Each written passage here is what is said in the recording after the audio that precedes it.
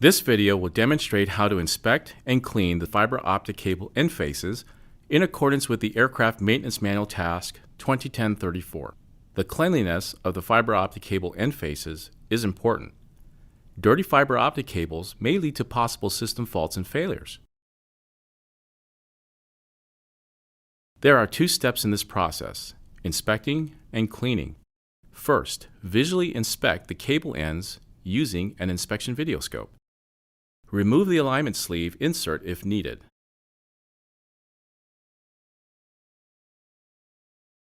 Install the inspection videoscope probe to the end face to be inspected. View the fiber optic cable end face on the videoscope screen with the probe magnification set to 200 times power. The fiber optic cable end face is divided into 4 zones. Zone A is the core. Zone B is the cladding. Zone C is the epoxy bond line. And Zone D is the ceramic ferrule. To remove unwanted material, we will demonstrate the dry swab, wet swab, and cartridge pen cleaning methods. Gloves or cots are recommended to prevent further debris accumulation. For cleaning with a dry swab, use a rolling motion to brush the end face with the swab. Use each swab only once, then discard. Multiple uses of a swab could result in transferring debris or film to other cable ends. Inspect to verify cleanliness.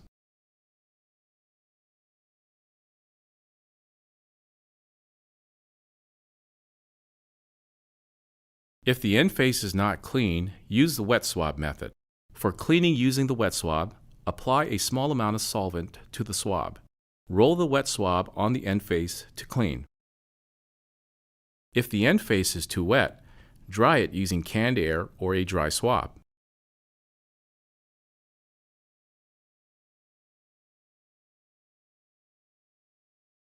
Verify cleanliness by inspecting with the scope.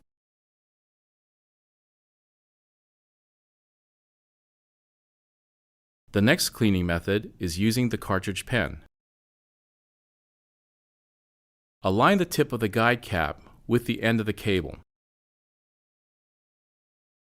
Then push the pen forward until it makes a click. Verify cleanliness by inspecting with the scope.